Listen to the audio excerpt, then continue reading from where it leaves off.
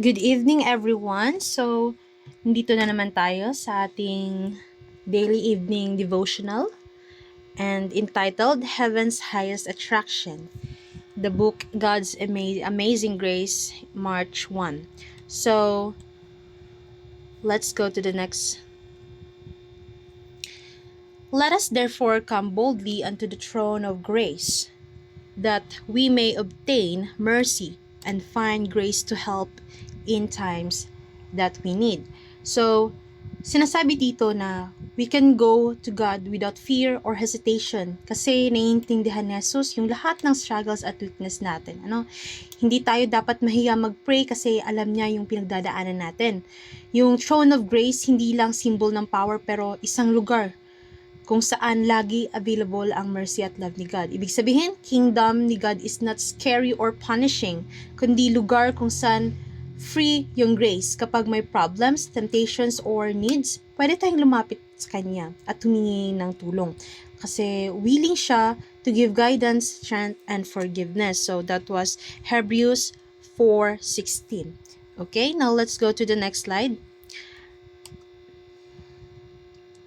After pointing to Christ, the compassionate intercessor who is touched with the feeling of our infirmities, the apostle says, "Let us therefore come boldly unto the throne of grace." The throne of grace represents the kingdom of grace, for the existence of a throne implies the existence of a kingdom. Dito naman, sinasabi na Jesus is the compassionate helper at alam niya yung lahat ng weakness natin. Kapag sinabi sa Bible na touch with the feeling of our infirmities, ibig sabihin, alam niya yung feeling ng pag-struggle, pagiging mahina, at pag-suffer. Kaya invited tayo to approach God boldly. Yung throne of grace, hindi lang literal na chair sa heaven, pero symbol ng kingdom ng Panginoon ng puno ng pagmamahal at awa. Kasi may throne, ibig sabihin may authority at orders kingdom at ginagamit ng Panginoon ang kapangyarihan niya to bless at save the people. Kaya kapag lumalapit tayo sa Kanya, pumasok tayo sa loving kingdom ng Panginoon kung saan welcome tayo at cared for. And this one, God's appointments and grant in our behalf are without limit.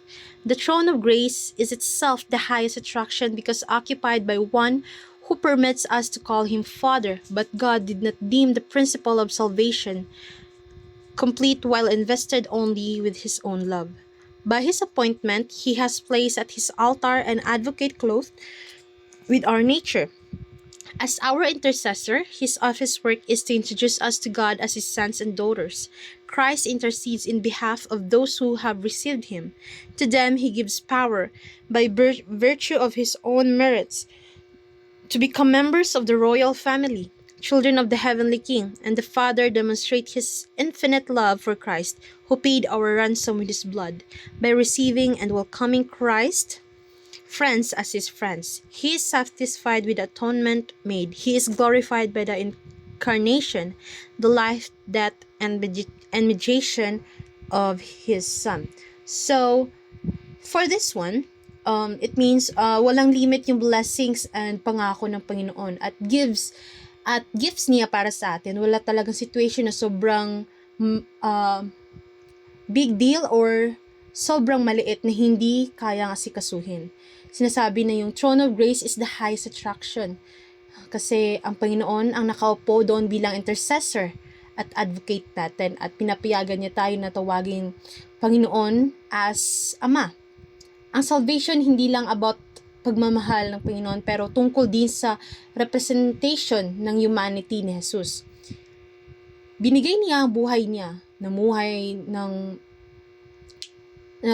siya perfectly, namatay para bayaran ang mga kasalanan natin at ngayon, tuloy-tuloy ang intercession niya para sa atin dahil sa sacrifice at mediation niya, na ipapakita ng Panginoon ang infinite love niya at nag-glorify ang character niya sa plan of salvation, sa ang kanyang plano para sa ating kaligtasan. So, let's go with the next slide. It says here, no sooner does the child of God approach the mercy seat than he become the client of the great advocate. At his first utterance of penitence and appeal for pardon, Christ espouses his case and makes it his own, presenting the supplication before the Father as his own request. So, here, kapag lumalapit tayo sa Panginoon at magre-repent tayo with faith, agad tayong sinusuportahan ng Panginoon bilang advocate natin. Ginagawa niya personally yung case natin at pinapakita sa Ama, parang request niya parang request niya na rin. At ibig sabihin, super care niya sa bawat isa sa atin. Kahit maliit na prayers, confessions, or cries for help, mahalaga sa Kanya. Hindi tayo lumulapit sa Panginoon na malayo, pero sa loving Father na actively nagpi-plead for us. Kaya feel natin safe at valued kasi si Jesus mismo nakatayo sa tabi natin sa throne of grace. So, let's go with this one. As Christ intercedes in our behalf, the Father lays upon all the treasures of His grace for our appropriation, to be enjoyed and to communicated to others. As in my name, Christ says, I do not say that I will pray the Father for you, for the Father himself loveth you, because you have loved me. Make use of my name. This will give your prayers efficiency, and the Fathers will give you the riches of his grace. Wherefore, ask and ye shall receive, that your joy may be full. So that was John 16 verse 24. So, since Jesus ang nag-intercede for us, binubuksan ng Panginoon lang lahat ng treasure ng pagmamahal at ng grasya para ma-receive natin at ma-share sa iba. So, sabi ni Jesus, ask in His name. Hindi kasi kailangan niya na pang i-convince yung Ama kasi mahal na tayo ng Ama. Yung paggamit ng pangalan ni Jesus, nagbibigay na yun ng kapangyarihan at connection sa prayers natin at sa kalooban ng Panginoon. Kasi kapag sincere tayong nag-ask, binibigay ng Panginoon yung guidance at joy na pumupuno sa buhay natin at yung mga lahat ng mga blessings. Yung relationship natin sa Panginoon is personal, interactive at joyful kasi si Jesus always nag-i-intercede kaya effective at meaningful yung communication natin kay God.